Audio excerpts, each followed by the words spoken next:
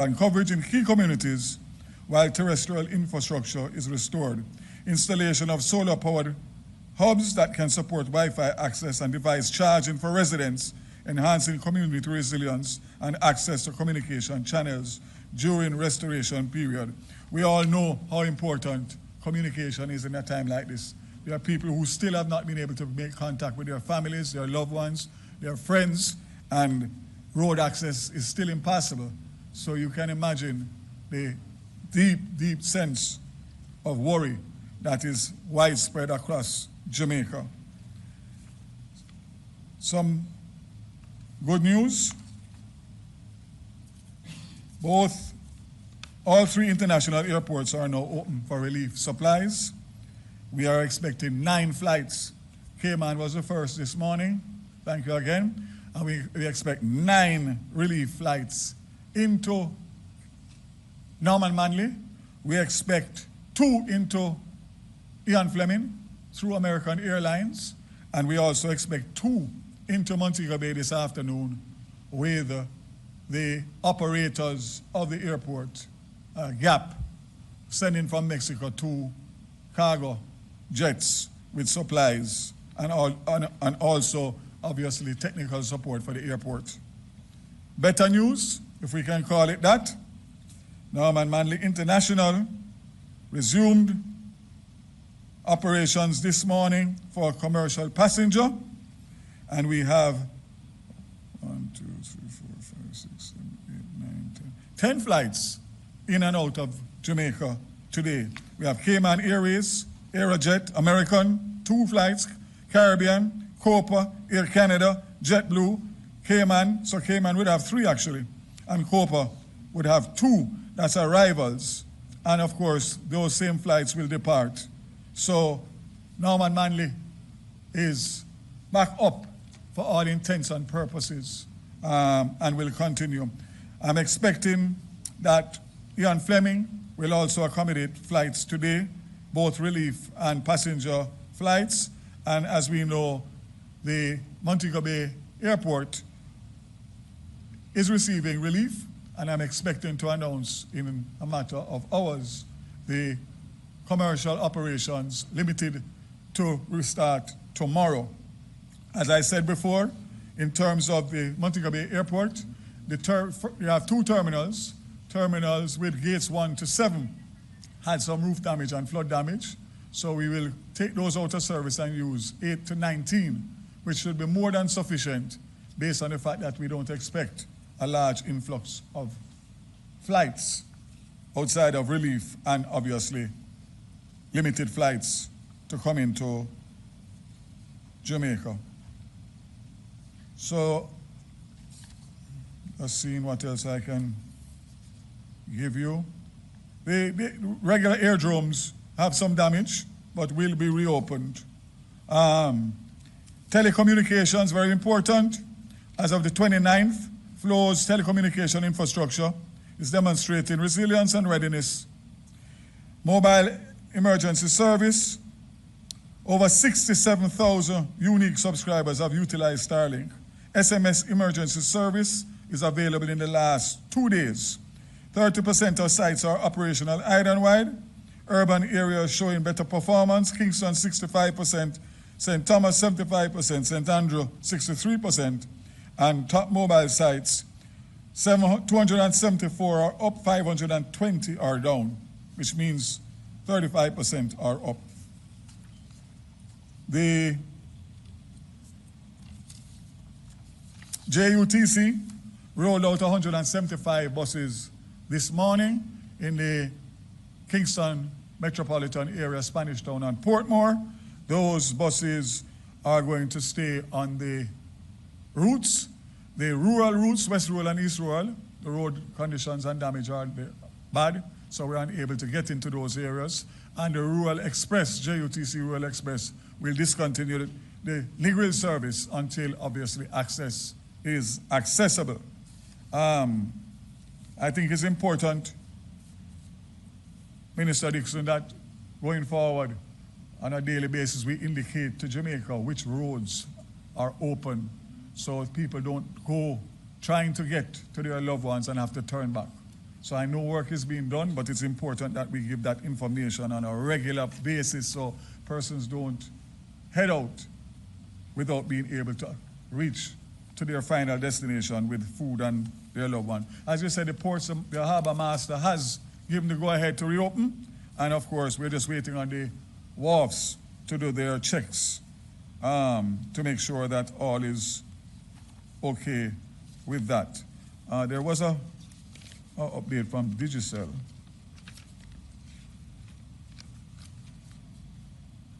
I'll have to provide that at a later stage. So I'll save the rest for questions, and I'll try and get some more information between now and then. If there's any essential service under my ministry that I've forgotten, please just ask the question and I'll get the information. JUTC and Montego Bay Metro, both are serving as best as possible.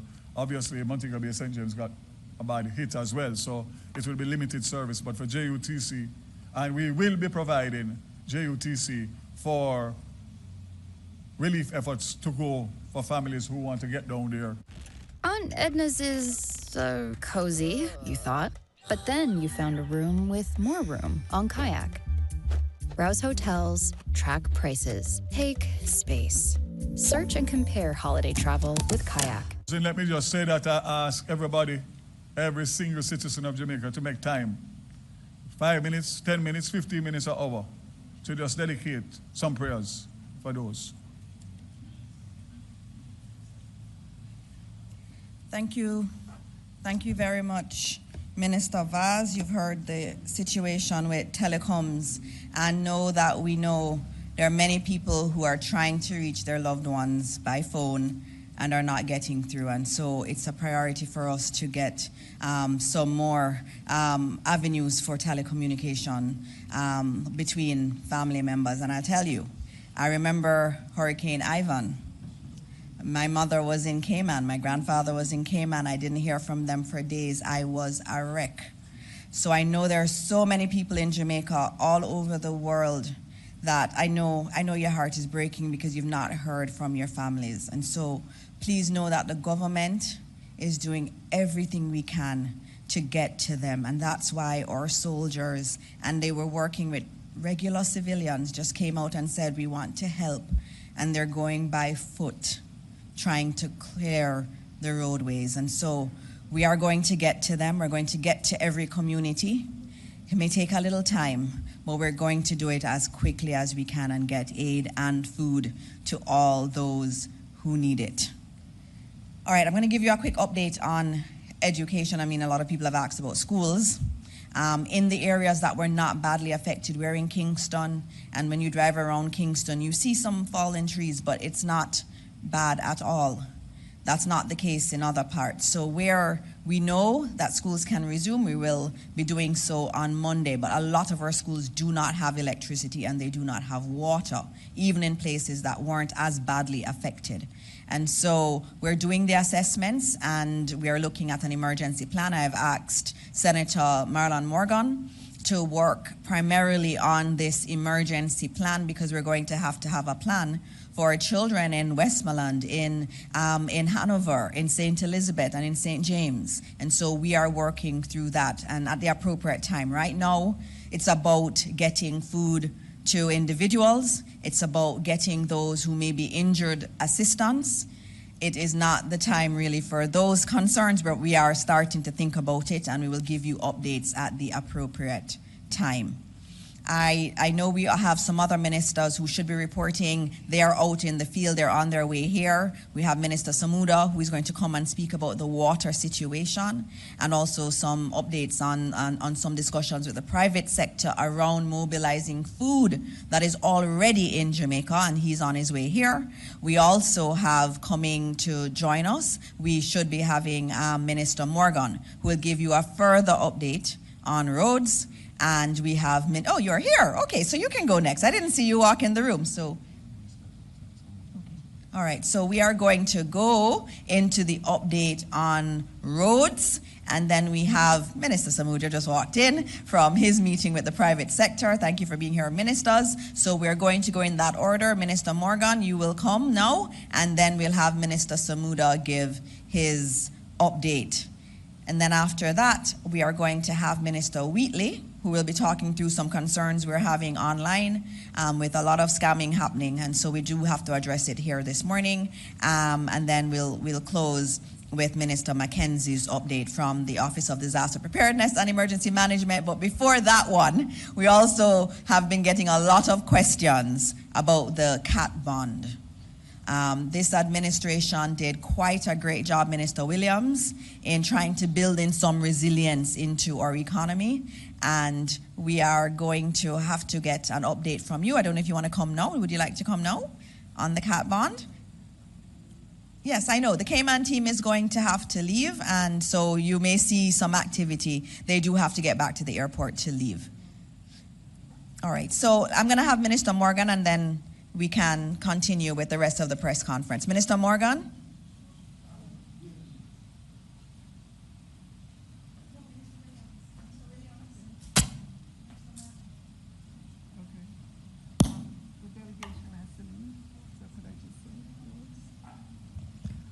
Hello, good morning, everyone, colleague ministers. All right, no, I'm not Minister Morgan. But let me say good morning to colleague ministers, permanent secretaries, ladies and gentlemen, members of the media, and to say how very delighted I am this morning to be here with the Premier from the Cayman Islands, the Honorable Andre Banks, and his delegation. I met them at the airport this morning. I welcome them, having heard and seen the footage about Hurricane Melissa in Jamaica. They jumped on a plane and are here this morning. So I'm going to give a minute to the Premier just to introduce your team or just to hand over. Okay.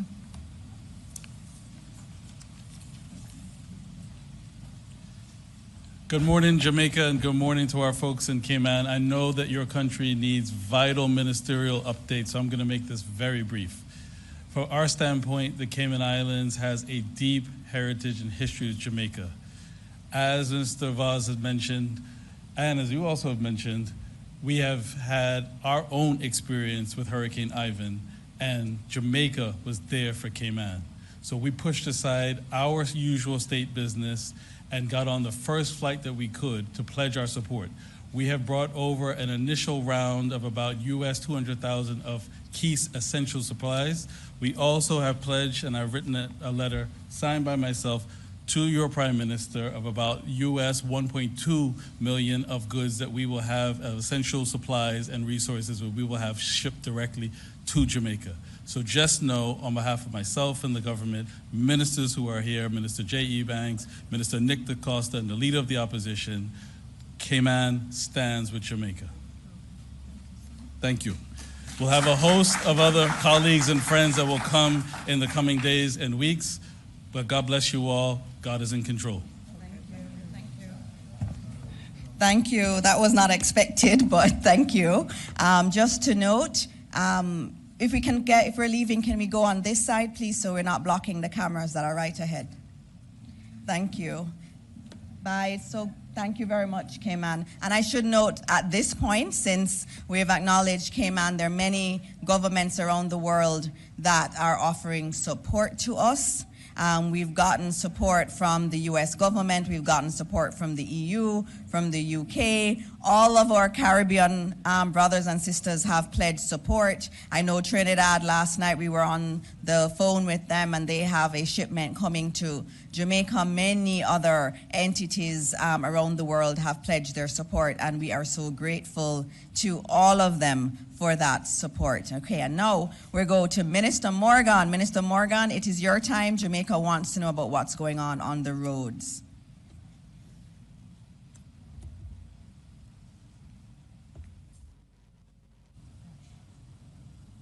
Thank you very much, Dr. Morris Dixon. Thanks to everyone who is tuning in. Just want to give a report on the current situation regarding our roads and major infrastructure. We began experiencing the effects of Melissa on October 24. For the first few days, as the hurricane moved along the south coast of the island, it resulted in flash flooding, landslides, and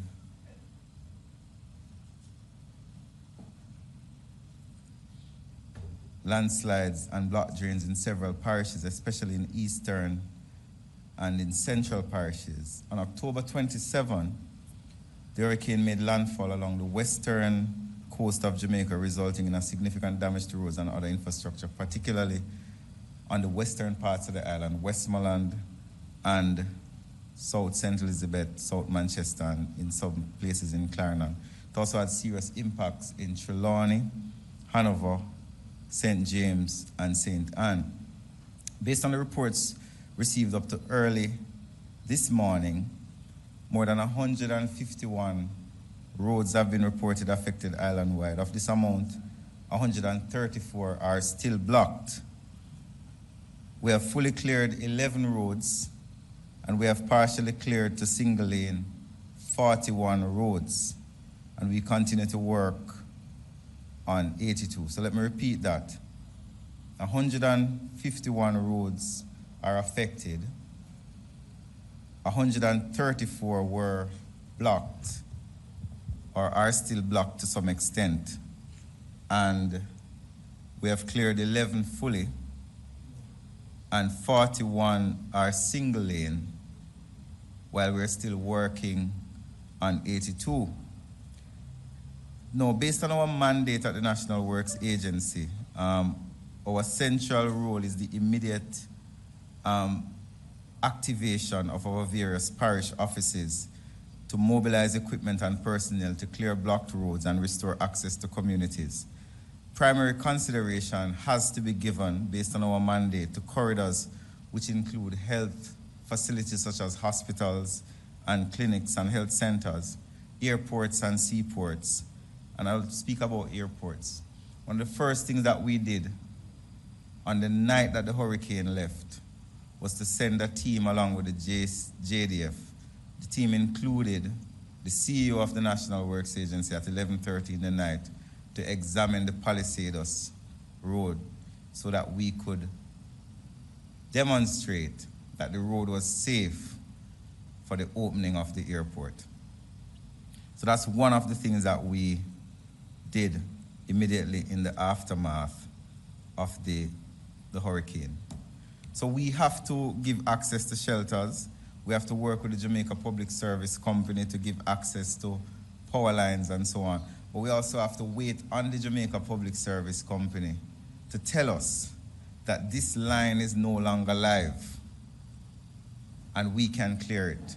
Across the island, a large percentage of the Jamaica Public Service facilities are lying on the road. The contractors cannot touch those power lines without the Jamaica Public Service Company saying to us, it is safe for us to do so.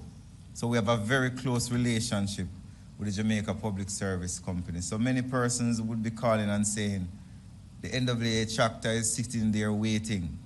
It is waiting because for safety purposes, we can't touch the line unless we get a clearance. Even though it may look like there is no power, our contractors cannot be sure.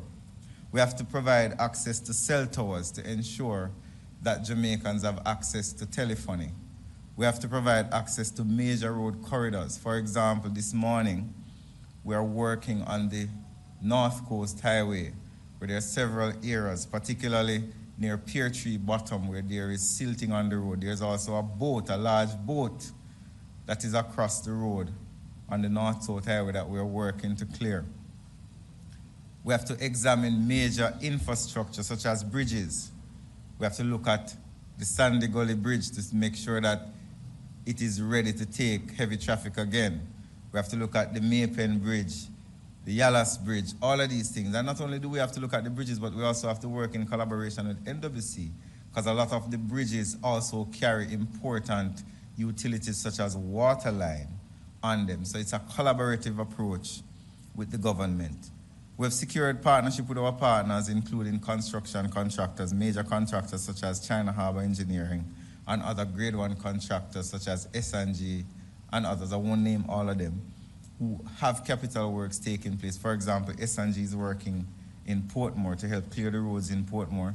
China Harbour is working in St. James to help to clear those roads in St. James. And all across the island, we have engaged not only contractors at the grade 1 level, but also lower level contractors and also equipment owners island-wide. And they're working specifically in South St. Elizabeth. We have a lot of equipment in South St. Elizabeth. Right now, as we speak, we have equipment in Black River trying to clear the debris. But let's give an example of what is happening in South St. Elizabeth. There's 4 foot of sand on the road adjacent to the sea that is not going to be cleared in 24 hours. 4 feet of sand stretching for over a mile is going to require significant haulage, significant heavy equipment. So 24, 30 odd hours after the hurricane, our contractors are active, we are active on the ground. But the reality that we face is that we require time. Holland bamboo is another situation. Not only is Holland bamboo the bamboo in the road, but it is also flooded. So the time it would take to clear, if it was only the bamboo in the road, would be easier. Monique is the same thing. The bridge at Monique, we want to clear it, but it is also flooded. It's going to take some time for the water to recede so that the heavy equipment can go in. Not only do we have to contemplate that, but there are also areas where the hillsides have become unstable. So you might send an operator in, for example, Bogwalk Gorge. An engineer has to come and look at the hillside to ensure that rock falls are not continuing. So imagine sending an operator into the gorge and a rock falls on the machine and he loses his life. It would be irresponsible of the entity to allow that to happen. So there's a lot that goes in. It's not just sending personnel into an area to clear a road. There are other things that factor in to the clearing. So we are in collaboration with JPS, NWC, Office of the Disaster Preparedness and Emergency Management, and we continue to work. Our first priority is to give single-lane access, at least single-lane access to where roads are blocked, which includes removing fallen trees, clearing landslides, relieving flooded areas by creating additional drainage. Our 14 parish technical teams, along with support from other departments, are assessing the effects of the damage and assigning appropriate equipment to clear affected areas. And we've also deployed technical teams to look at our bridges and critical infrastructure where river training may be necessary. We're also engaged with our coastal experts. For example, we're engaging with Smith Warner to look at our revetments across the island to ensure that they are stable. We're also looking at our gully network island-wide to ensure that even though the rains have stopped, are there gully walls that have now become unstable that may pose a risk to life for people who live close to gullies. We also have to be looking at our traffic signal network island-wide. A large portion of our traffic signal network is down, so we have to be doing assessments of that as well. Several communities, especially in western parishes, which were impacted by the hurricane, have seen a significant number of their drains destroyed. We continue to conduct assessments and create access where inaccessible areas exist so that our technical teams can look at the damage that exists there and solutions can be made. The works to achieve the access are being undertaken by private. The Milwaukee Surge, it's ridiculously better. The Milwaukee Surge is effortless. There really isn't any noise. Even if we go to a larger bolt, it's always quiet. Well, I would say that the Surge has to be half as quiet as a traditional impact. If I'm working in an occupied space, it's important that they don't have to hear quite as much noise. absorb some of the cost of clearing and holding strain until we are able to stabilize and pay them.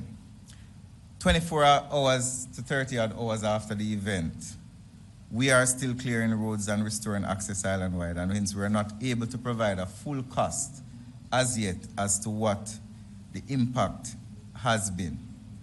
Our targeted approach is multi-pronged. Reopening of blocked roads first to at least single lane, restore drivability of main thoroughfares which have been scoured, assessment of critical infrastructure for safety, bridges, gullies, rock revetments, and river training, assessment of traffic signal network, collaboration with our partners, JPS, NWC, our telephone companies, ODPEM, and our municipalities, and also giving regular updates to the nation as to where we are in clearing and assessing.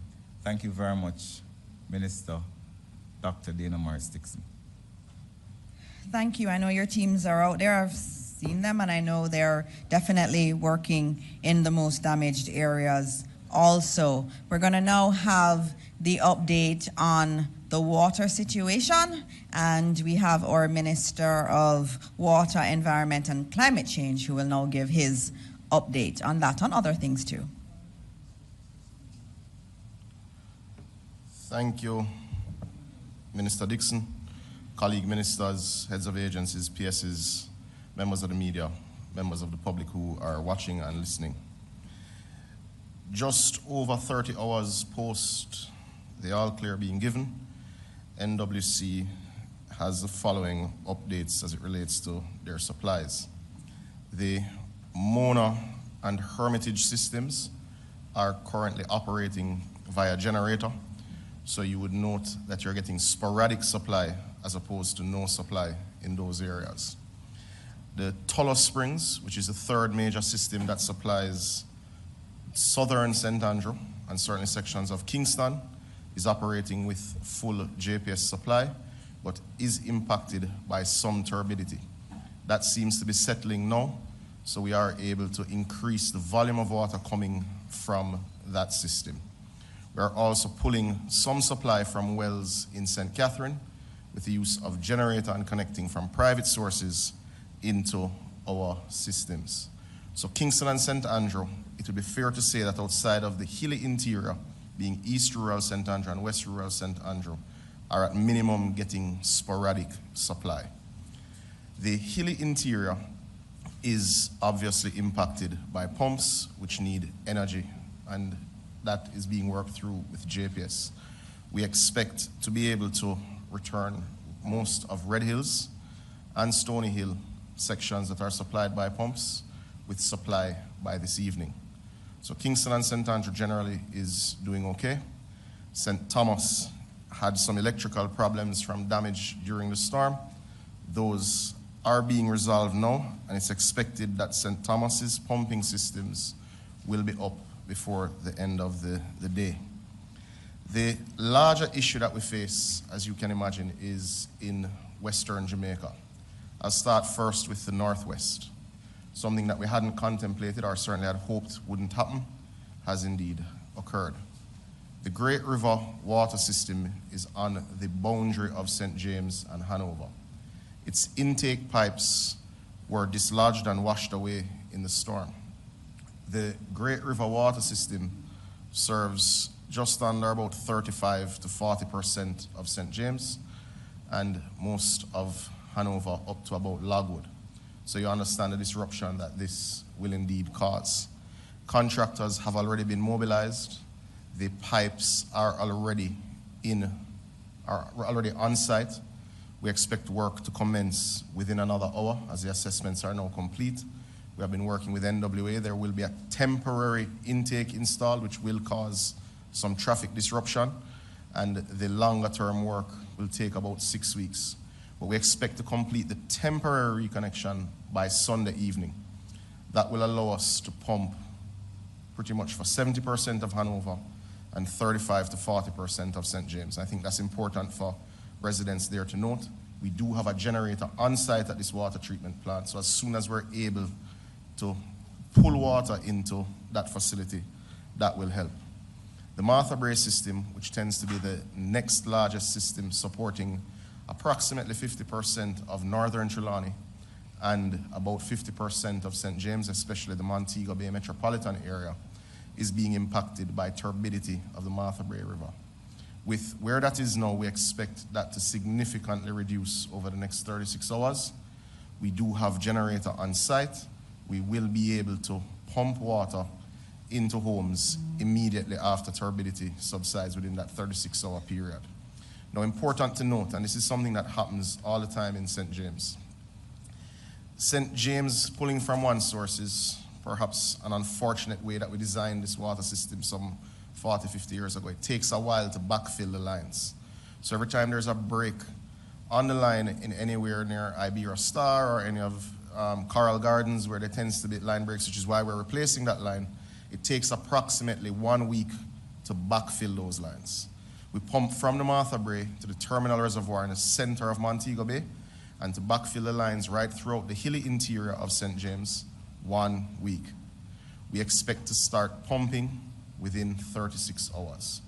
But I want there to be understanding that certainly immediately post that 36 hours, firstly, northern Trelawney will see water in their pipes, and then eastern St. James, not the political boundary, but the geographic region, will start to see the impact, and you'll move steadily into the center of Montego Bay to the terminal and the bogue systems there. Just want people to be aware that those are the constraints in that area. As it relates to Logwood, which is the major supply for Negril and sections up to about Landilo, it was damaged during the storm in terms of the electrical supply. We have repaired that and we have commenced pumping. So within the next 12 hours, persons from Logwood to Negril to about Landilo should be seeing water as we backfill those lines. We're working to do the assessments in the rest of Westmoreland. Access and connectivity with our team has indeed caused challenges. A team from Trelawney and Montego Bay is physically going to sites throughout the course of the day. We'll be better able to update as it relates Westmoreland, I would imagine by close of business. Portland, well, let me stick to the west first. St. Elizabeth, as you know, is in many ways ground zero. St. Elizabeth and I'd say eastern Westmoreland is ground level for the disaster. We are currently doing the assessments. There are 17 systems that we had evaluated between eastern St. Elizabeth and central Westmoreland that we have made arrangements for generators. We're working with the JDF to establish the routes to install these over the next 36 to 48 hours. You will recall that we had stated that it was 72 hours post all clear that we would be able to deploy these generators. At that 72-hour mark, it will take for some of those systems 12 to 18 hours to backfill the lines. So we're working through those issues. Clarendon is currently impacted heavily by energy issues, certainly at our pumps. The JPS has advised that the major ones that service central Clarendon, not political boundary, but geographic boundaries, will be energized by this evening. That will give us significant reprieve. However, the major issue that we faced was in the Mineral Heights and the Woodside facilities. Those were significantly damaged by storm winds. We'll have a better feel as to how long those will take for restoration by the close of business. Engineering teams are indeed already there. The St. Catherine treatment plant is already back in operation. We expect backfilling of lines from Spanish Town, certainly into Old Harbor, to be complete before the end of the day, and persons in St. Catherine should largely have water supply by close of business. That's for the plains. As we know, as you have many pumps that function as lift stations into the hilly interior, into places like Riversdale, that will take some time as we restore those systems. We're doing the assessments now. Portland and indeed St. Thomas, though not in the brunt of the storm, would be impacted by turbidity issues and some power issues. We expect to deploy generators, 8 generators, which will function to restore approximately 50% of Portland and approximately 60% of St. Thomas before the end of the day. So we're working through those systems. Turbidity, we expect to largely subside over the next 36 to 48 hours. That will clear one hurdle. We're working very closely with our partners in JPS to restore power, firstly, to the systems that supply hospitals, infirmaries, places of safety, places of detention, and of course, airports, Minister Vaz. The other priority, which we had not stated, but we expect to be complete with our deployment of generators by tomorrow morning, is our loading bays for trucks. Those are being dealt with now. We have commenced loading bay operations at Logwood in Hanover to deal with most of Hanover and western Westmoreland. We have commenced loading bay operations in Trelawney that will start to deal with eastern St. James. We are working to get power source to a small well that we do have in western St. James to commence trucking by this evening in the western half of St. James. Our trucking will be very inefficient because we may have to go to sources that are further away than the usual source as we get many sources up. But they will be operating, as of this evening, 24 hours a day to ensure we're able to backfill public institutions at night where we can get access and go into communities in the day. We are pushing very hard to deploy our generators and to work with JPS to hit our 70% target by the 72-hour mark of restoration for customers. Now, we are clear that many of our rural communities exist outside of the utility footprint and can be marooned or can be cut off from some of the small community tanks that they use. We have done an inventory of all the trucks that exist in the NWC license system, and we have mobilized those truckers to the stations that they can load, and we expect to be going into deep rural as well as into urban centers. We'll provide a further update, Minister Dixon, by way of some mechanism that me and you will agree this evening, perhaps around 6 o'clock, as we expect to have more progress at that time. Thank you.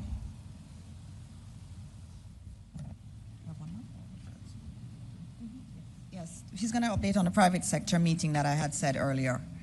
So the Prime Minister, as a subset of the disaster risk mechanism, had asked me to engage with the private sector as it relates to food and medication. I would have had a meeting with the PSOJ, with representatives of the PSOJ, the JMEA, the JCC, the Shipping Association, and Port Authority this morning.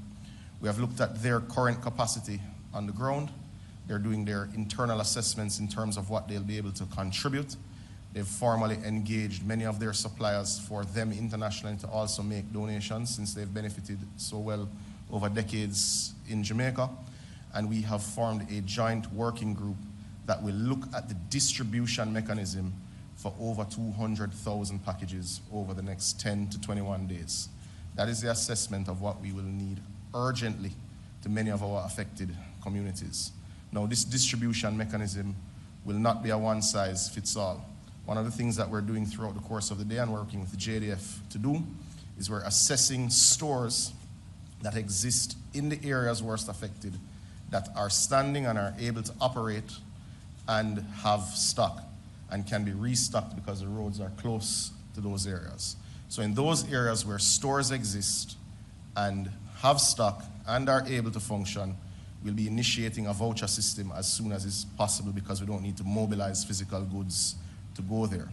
Where stores are not in a position to operate, we will be dealing with packages, certainly with dry goods and non-perishables, so that they're able to make their own meals in that regard. We will also be supporting with several of their members in the food and beverage industry, through the JDF, through the ODPEM, through the Ministry of Labor, with cooked meals where they're able to support. So for instance, I know today across 3 of our major patty suppliers, some 35,000 patties are being baked to be sent to the West in Jamaica. And that's one initiative of many. But we'll be reconvening mid-afternoon and we'll give a formal update in terms of how we plan to distribute significant food packages over the next 7 to 10 days to the worst affected areas this evening. Thank you, Minister. Thank you very much, Minister. As you see, we're all jumping in where we can and supporting the effort as best as we can. One of the main questions we've had from the media particularly has been about the cat bond. And so Minister Williams, we are going to ask you to give an update on that. Just noting we do have a cabinet meeting, so we will have to break soon because all of us are needed in cabinet. And so Minister Williams will go, and then Minister Mackenzie will give his and then Minister Williams first, and then Minister Wheatley, and then Minister Mackenzie will close.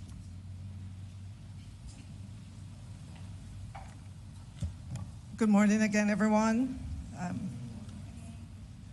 All right, I know that we can agree that we can't prevent the storms and hurricanes that come at us, but one thing this government can be credited with is putting together a robust national natural disaster risk financing policy and taking the steps to ensure that we put the financing in place, the financing framework, and maintain it over the years and made it more robust, so that this morning we can stand here to remind you that that framework consists of several layers. The first layer that we can immediately call on is the contingencies fund with $5.3 billion. Then we have the National Natural Disaster Reserve Fund with $1 billion. There are some conditions that apply, and we'll work through those. Layered on top of that are our different insurance policies, and we do have 2 insurance policies with the Caribbean Catastrophe Insurance Facility, otherwise called CRIF, C-C-R-I-F, and the coverage there for tropical cyclone is US $91.6 million, and for excess rainfall, the coverage is US $37.3 million, of course. Those are also parametric insurance, meaning preset conditions, and those will be calibrated, and we will get information as to whether or not there would be a payout from that insurance. On top of that, we do have the catastrophe bond, otherwise called CAT bond, for a potential. The race is on. Someone is about to transform your industry. And just like that, everything changes. What will they think of next? What will you? Is triggered. I know that there have been many articles written, many questions asked. It was only this morning that I got word from our financial secretary, but I wish to take that word to cabinet for discussion before we talk about it publicly in the press. Additionally, we do have loans, contingent loans from our international partners. And so from the IDB, we also have a contingent credit facility of US $285 million. So you can see if the layers are exhausted, you can see how we can continue to the next layer. And so I just want to remind you that we do have these facilities in place. We don't have all the information just yet as to precisely what the payout will be from each of them. But as we get that information after updating the Prime Minister and the Cabinet, we will make that available to you. And you saw this morning as well the Premier from Cayman, $1 million Caymanian dollars. You heard the list from Minister Dana Dixon about just all the contributions that have come in to date.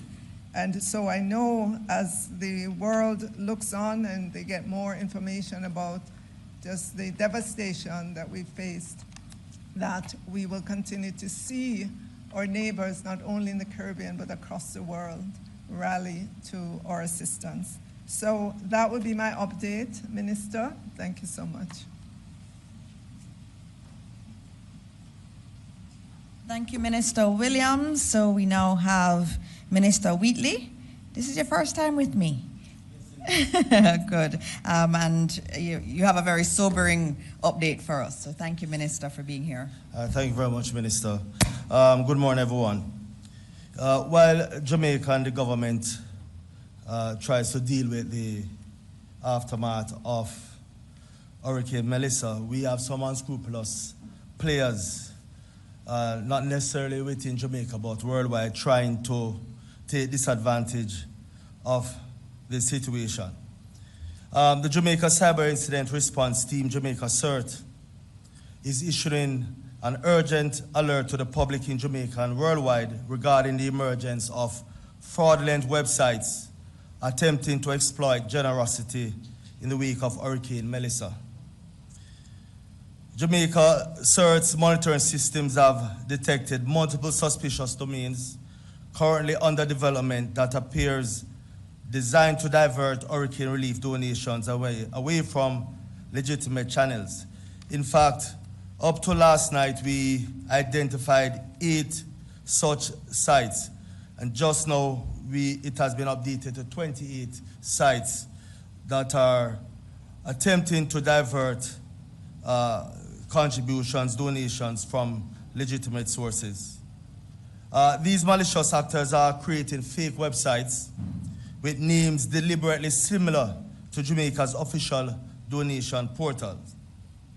We have identified some of these domains as JamaicaHurricaneHelp.net, JamaicaHurricaneHelp.org, Jamaica-Hurricane-Help.com, MelissaReliefJamaica.net, MelissaReliefJamaica.com, MelissaReliefJamaica.org, SupportJamaicaGovJM.com, SupportJamaicaGovJM.net. And you recognize that the last two are very much similar to our official website.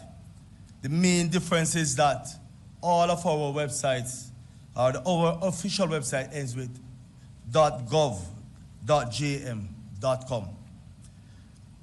What you have identified, ladies and gentlemen, is that these sites are at varying stages of development, but Jamaica CERT suspect that these sites may become active in coming days. The only legitimate government website for Hurricane Melissa relief donations is https://www.supportjamaica.gov.jm. So you'll see that our official website ends with .gov.jm. How should you protect yourselves? Verify the URL carefully. As I stated earlier, the official site ends in .gov.jm and not .com, .net, or .org. We ask that persons who wish to donate to type the address directly. Do not click links in unsolicited emails or social media messages. Look for security indicators. Ensure the site shows https:// and look for a padlock icon. Again, that speaks to the security of the site. We are asking persons to be suspicious of urgent requests. Scammers create artificial urgency to bypass your careful judgment. We ask that you research any organization. If you are donating through a charity, verify its legitimacy through independent sources. What to do if you encounter a suspicious site? Do not enter any personal or financial information. Do not make any payments. Report the site immediately to Jamaica CERT at jamaica.cert@opm.gov.jm. And you must also share this warning with friends and family as well. A message to our international donors. The government of Jamaica recognizes and deeply appreciates the global outpouring of support for Jamaica during this difficult time. We urge all international donors to exercise caution and use only the official government portal. Your generosity should reach those who need it most, not criminal enterprises. Jamaica CERT continues to actively monitor for additional fraudulent domains and is working with international cybersecurity partners and domain registrars to shut down these malicious operations. Again, the public will be notified on a continuous basis of any development in this area.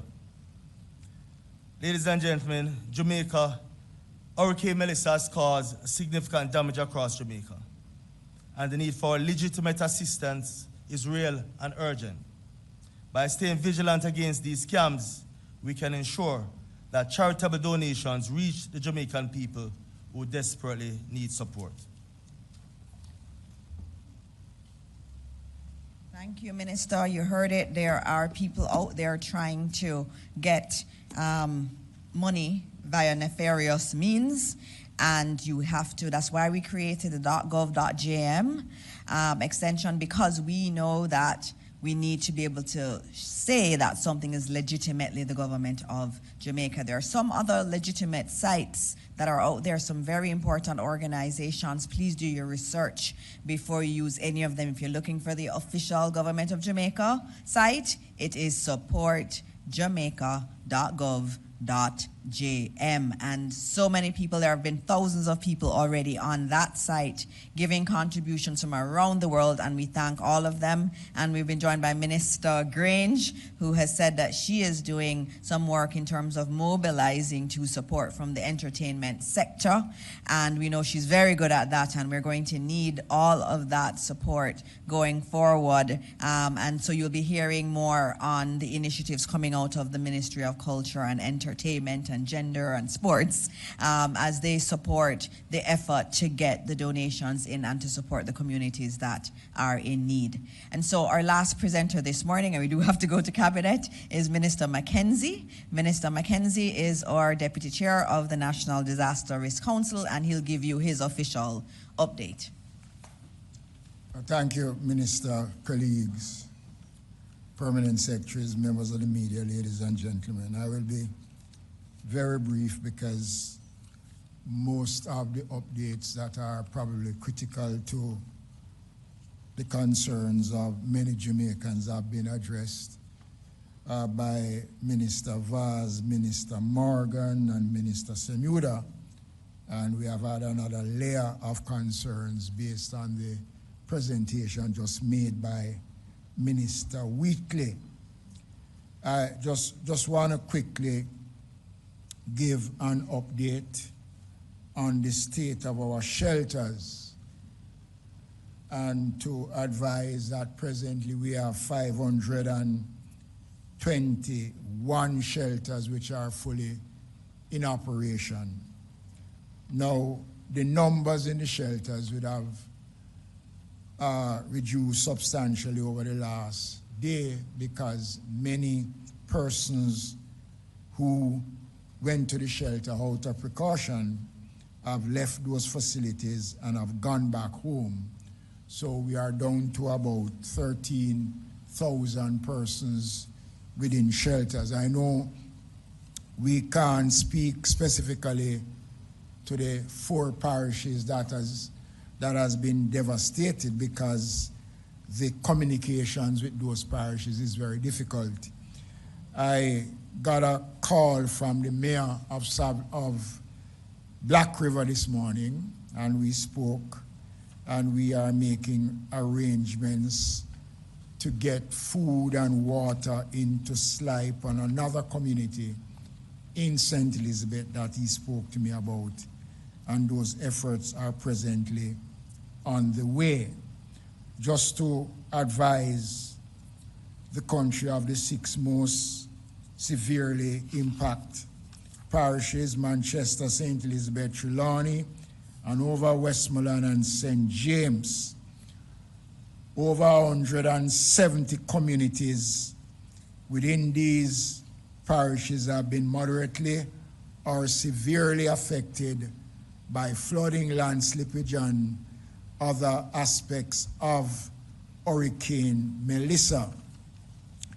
Just want to update that the Emergency Secure Response Team, and Minister Dixon would have spoken briefly to it earlier on, comprising 117 members of the Jamaica Defense Force Disaster Assistance Response Team, the DART, has been deployed to assist with search and rescue, and they are en route making clearance and distributing food packages along with the Jamaica Constabulary Force and the Jamaica Fire Brigade in many communities that are accessible.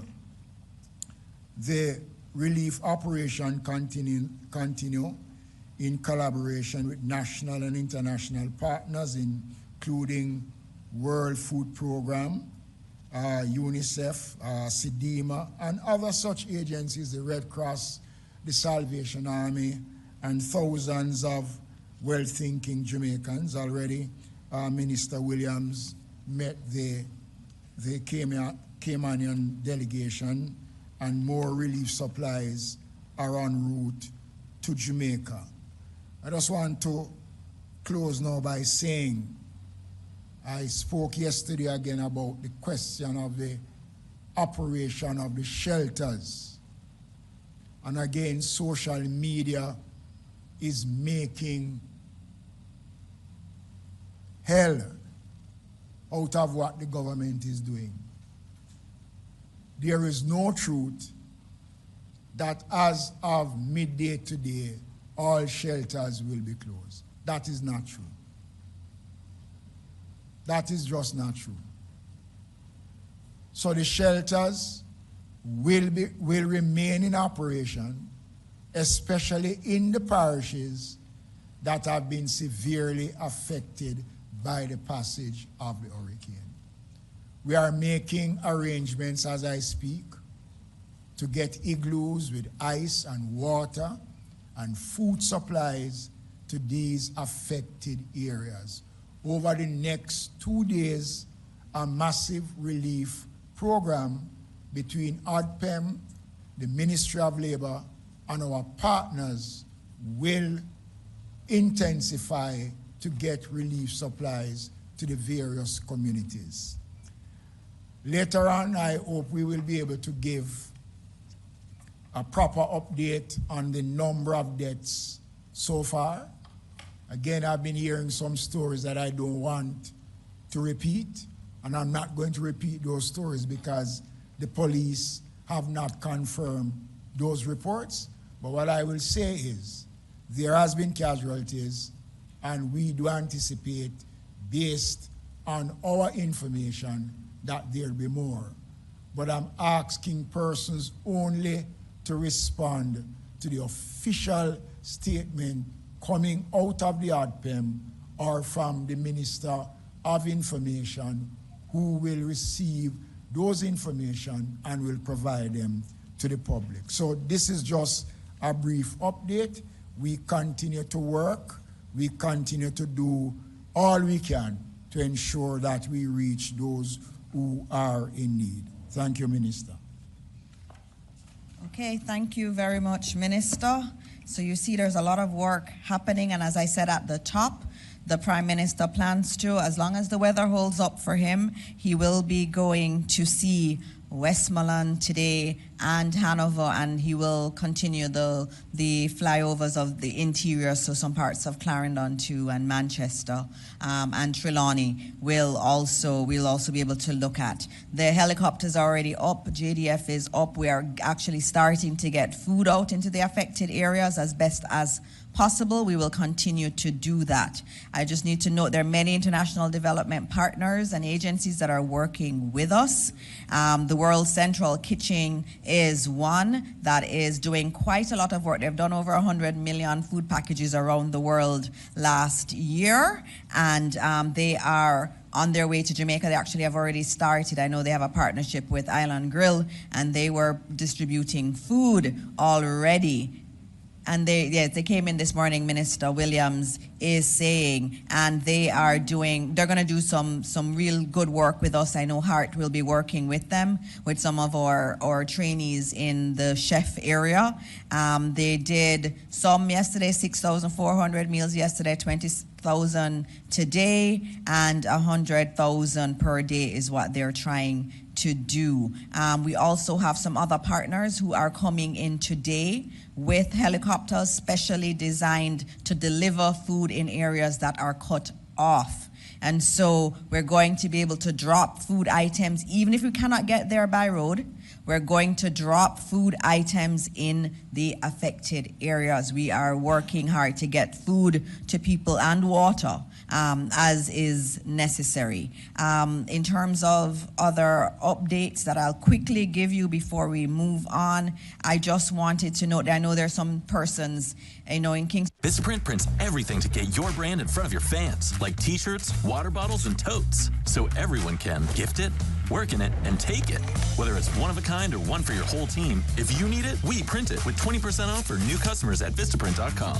Army that will go out to the communities that need it. Yesterday, I told you there's a big team at ODPEM that's working 24 hours a day.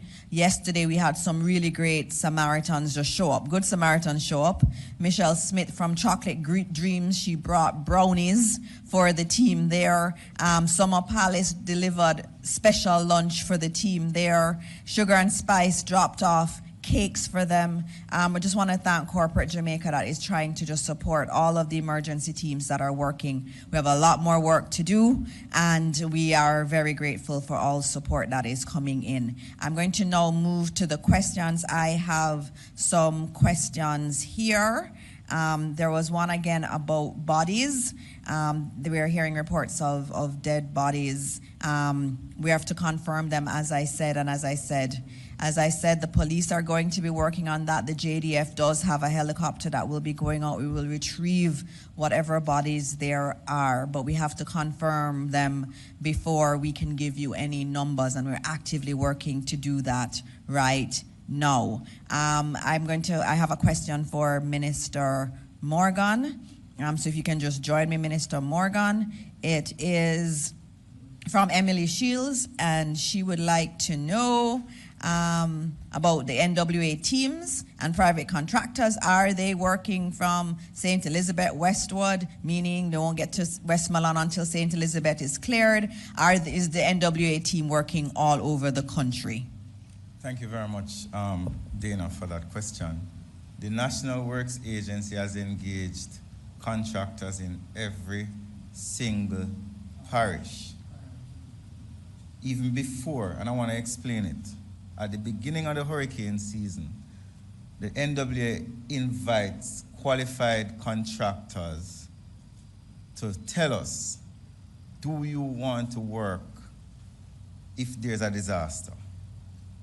And many contractors say yes.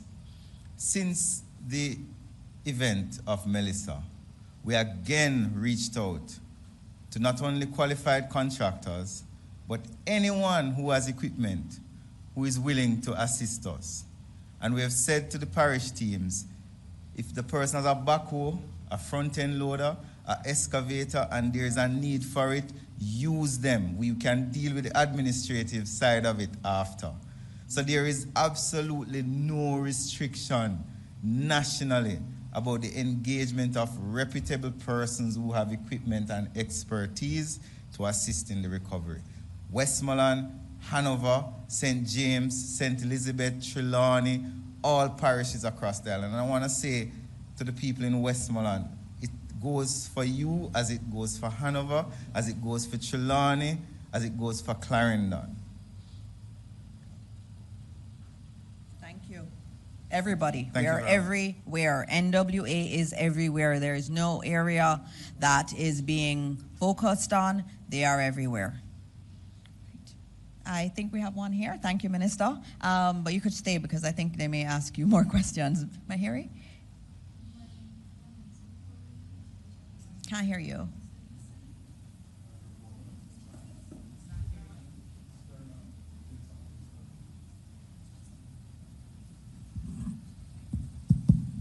Thank you. Before we head to nationwide, Minister Dixon, I know a lot of persons have been reaching out. They want to become volunteers. They want to become volunteers. And there's this popular site that I would want someone from ODPEM to confirm. It's odpem.itechinnovations.com. We just want to know if this is a legitimate site where persons can register to become volunteers, please.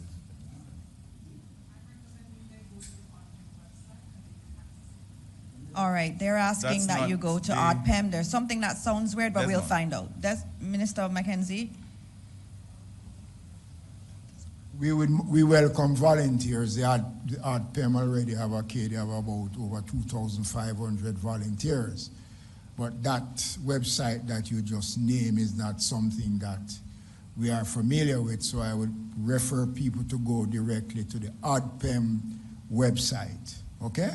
To the ODPEM website, please. All right, thank you, Minister. I'm just noting, there's I know there was a call yesterday for volunteers to help with the Salvation Army, for example, and many persons went there this morning. I've been seeing pictures of people packing food there to support, and so we're going to be, there are avenues for volunteering. Obviously, right now, we're focusing on clearing the roads, on getting supplies to those who need it, and there are opportunities to volunteers, but go on ODPEM. There are a lot of sites, as Minister Wheatley has said, that are masquerading as official sites, so please be careful. Morning, everybody. Mahiri Stewart, Nationwide News here. Question to Minister Mackenzie. We did hear of one incident of one of the disaster response workers being injured before the hurricane had made landfall, but following the passage, we know of the citizens that are marooned, but in terms of the workers that are already in the areas working, is there anything you can say in terms of whether or not they're okay? The workers, the question was about our emergency response workers. Are they all okay? Has anyone been injured? Well, thank God they are okay, and they have been working 24 hours around the clock, especially in the areas that have been affected more than other areas. And I must commend the JDF, the Jamaica Fire Brigade, and the Jamaica Constabulary Force, and our workers on the ground. They have been true to the cause, and they are doing a wonderful job. And thank God so far, none of them have sustained any injuries. And question to Minister Morris Dixon. We've received reports at Nationwide News of some institutions that have dorms that are closing the dorms despite the fact that they may have students in them that are from the areas that have been worst hit by the hurricane. In terms of your advice to these schools that are housing these students, what would you advise them to do? What I would say is that we are Jamaican people and we take care of each other. We cannot send home a student to a place where they do not have shelter. We cannot do that. We have to think about each of these students, think about what they are going through. Many of them have not heard anything from their families. And so we have to do the responsible thing, and I ask all of the leaders across the system that they do the right thing, and I know they know what the right thing is. Ask yourself, what would Jesus do? And do that. And last question, I guess it would be to Minister Vaz. We know that the JUTC, for the most part, is up and running in this area. I know the rural school buses were used in terms of transporting persons to shelters. But given that schools aren't open right now, in terms of the usage of those rural school buses, will they still be used during this process to get aid to different areas?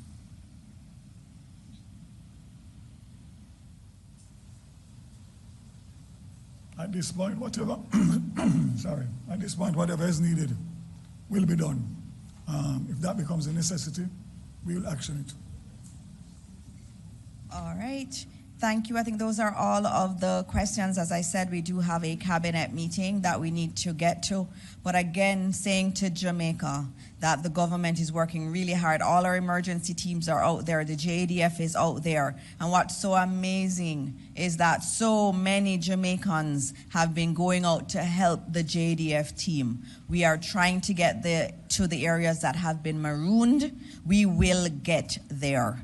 We also have equipment in that we are clearing right as we speak that can drop the food items and other supplies into communities that are marooned.